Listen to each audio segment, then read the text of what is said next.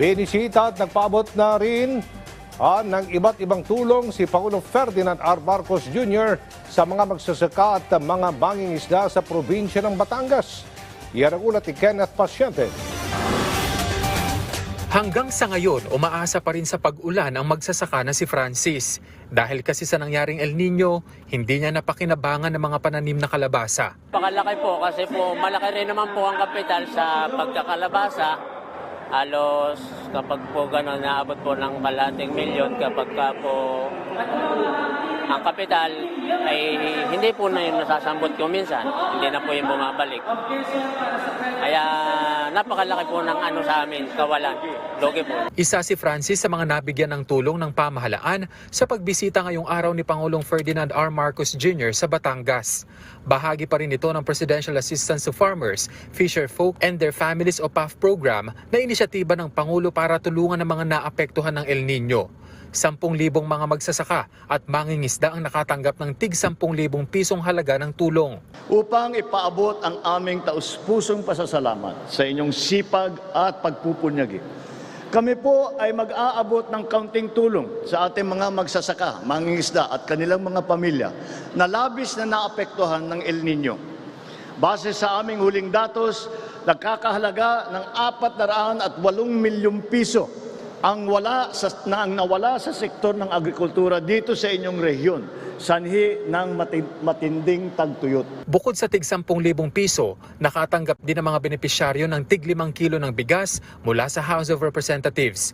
Mayroon ding mga punla, pataba, mga bangka at iba't ibang kagamitan sa pagsasaka gaya ng traktora at hauling trucks na milyon-milyon ang halaga para sa mga kooperatiba na magagamit ng mga ito para sa kanilang ani sa hinaharap. Ito po ay dahil binibigyan natin po ng pagkakataon ang ating magsasaka na hindi na dinadala ang kanilang produkto, ang raw material kung tawagin, at para i-process sa ibang lugar.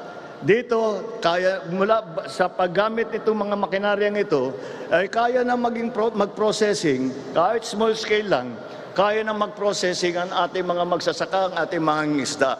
Sa ganun, ang pinagbibili ngayon ay finished product. Ibig sabihin, mas mahal ang presyo na ngayon yun. At yung presyo na ngayon yun, hindi na pupunta sa processor, kundi pupunta na sa direkto na sa ating mga magsasaka. Nagbigay din ng tulong ang ibang ahensya ng gobyerno gaya ng DOLE, DTI, TESDA at DILG. Sa kabuuan, aabot sa halos 70 million pesos na halaga ng presidential assistance ang naibigay sa mga lalawigan ng Batangas, Laguna at Quezon. Bagay na ipinagpasalamat ng mga benepisyaryo. Kaya po may anak po na nag-aaral, pangdagdag po sa allowance nila. Kasi po ay 2 po yung college ko sa ngayon. Ito po ay magiging puhunan namin ulit sa mga bagong binhi ng kape at saka yung pong patrabaho po namin sa amin po mga kasamahan. Kasabay niya ng pagpapaalala naman ng DSWD na walang ibang dapat makinabang sa tulong na kanilang natatanggap kundi ang mga benepisyaryo lamang. Kung ano ang natanggap niyong ayuda, yung 10,000, sa inyo yon buong buo.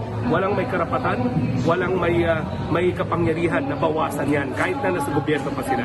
Higit pa sa tulong at serbisyo, tiniyak naman ng punong ehekutibo ang patuloy na pagsisikap ng pamahalaan para mapaunlad ang lokal na ekonomiya sa Calabarzon. Patunay dito ang pagkakaloob sa rehiyon ng kabuuang 10 bilyong piso para sa Philippine Rural Development Plan para sa Region 4A. Gayon din ang pagpupursige sa Taal Lake Circumferential Road, pati na ang Lobo Malabrigo San Juan Laya Road, Kipot Irrigation Project at iba pang proyekto. Makakaasa po kayo na patuloy po namin kayong aalalayan.